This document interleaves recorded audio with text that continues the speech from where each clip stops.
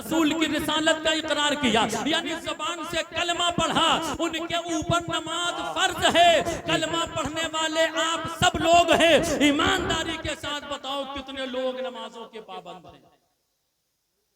मेरे अजीजों, पैदा अल्लाह पाक ने तुम्हें अपनी इबादत के लिए किया है जी, मगर हालात इतने खराब हैं।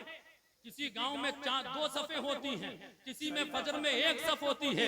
ऐ मेरे अजीजों, नमाजों के पाबंद बन जाओ। अगर अपनी नस्लों को बचाना चाहते हो, अपने आप को बचाना चाहते हो, अपने आप को तबाही के दहाने से अगर बचाना है, प्यारे तौबा करो, अल्लाह की बारगाह में झुक जाओ। अल्लाह के जितने महबूब बंदे दुनिया में आए हैं, वो सब अल्लाह की बारगाह में अपनी पेशानी को झुकाते रहे। अल्लाह पाक ने उनको दुनिया का महबूब बंदा बना दिया। ऐ मेरे अजीज, जो तुम अगर आज इक़्तिदार चाहते हो, पाबंदी बुलंदी चाहते हो, कामयाब होना चाहते हो, और यूं कहिए कि आज के माहौल में अजाब से बचना चाहते हो, एक जरूरी ऐलान समाप्त कर लें।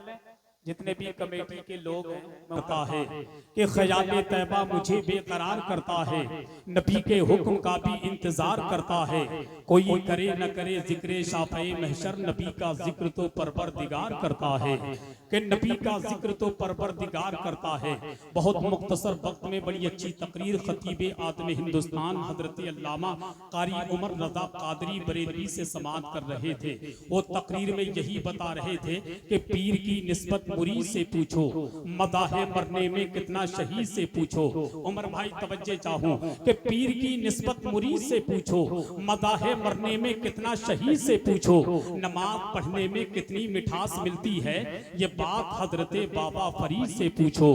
कि नमाज पढ़ने में कितनी मिठास मिलती है, ये बात हजरत बाबा फरीद से पूछो। अल्लाह का शुक्र है हम वसीले वाले लोग हैं। हम गौसे पाक की बारगाह में जाएं तो लोग कहते हैं क्यों जाते हो बड़े पीर गौसे पाक की बारगाह में, वहां जाने से मिलता क्या है। हम लोग हिंदुस्तान के शहंशाह सरकार गरीब नवाज की बारगाह में जाएं तो लोग कहते हैं क्यों जाते हो गरीब नवाज की बारगाह में, क्या मिलता है। हम आला हजरत सरकार मुफ्ती आजम हिंद की बारगाह में जाएं तो लोगों के पेट में दर्द होता है, क्यों जाते हो आला हजरत की बारगाह में, उनकी बारगाह में जाने से मिलता क्या है। तो सरकार मुफ्ती आजम हिंद कॉन्फ्रेंस में आने वालों, अपने दिल की तख्ती पर ये मिसरे नोट करना।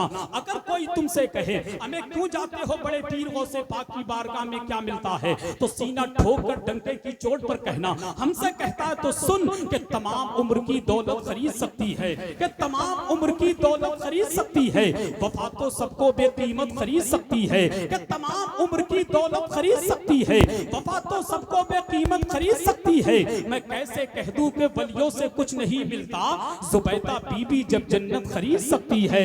मैं कैसे कह दूं कि वलियों से कुछ नहीं मिलता, मैं कैसे कह दूं कि वलियों से कुछ नहीं मिलता, जुबैदा बीबी जब जन्नत खरीद सकती है। कौन है हजरत बहलोल दाना, जो किसी ने नहीं देखा दिखा के बेचता है, जो किसी ने नहीं देखा दिखा के बेचता है। मजा तो ये है कि कीमत घटा के बेचता है, जो किसी ने नहीं देखा दिखा के बेचता है। मजा तो ये है कि कीमत घटा के बेचता है। सबूत मिल गया बहलूल से हजरत जुबैदा को, वली जमीन पर जन्नत बना के बेचता है। कि सबूत मिल गया बहलूल से हजरत जुबैदा को, वली जमीन पर जन्नत बना के बेचता है। इसीलिए तो कहते हैं जिसको शहरे मुस्तफा के ख्वाब आने लग गए, हजरत बहलोल दाना के नाम पर दोनों हाथ उठाकर कहें सुभान अल्लाह। जो बैठे हैं वो भी हाथ उठा ले, और जो खड़े हैं वो भी हाथ उठा ले, उतना दिल से बोले लब्बैक या रसूल अल्लाह, लब्बैक या रसूल अल्लाह, लब्बैक या रसूल अल्लाह। कि जिसको शहरे मुस्तफा के ख्वाब आने लग गए, जिसको शहरे मुस्तफा के ख्वाब आने लग गए, जिसको शहरे मुस्तफा के ख्वाब आने लग गए, वो नजर में गुम्बदे खतरा बसाने लग गए। हजरत बहलोल को पावर मिला कुछ इस तरह, वो जमीन की गोद में जन्नत बनाने लग गए।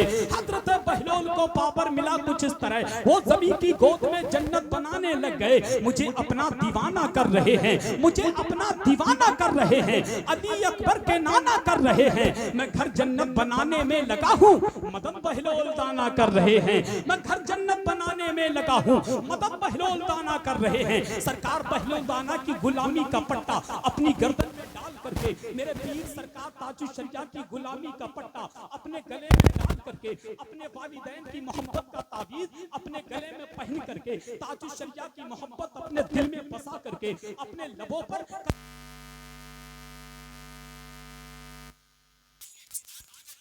आबाद जिसको दुनिया शहंशाह तरन्नुम शारे मुल्के हिंदुस्तान बुलबुले बाके मदीना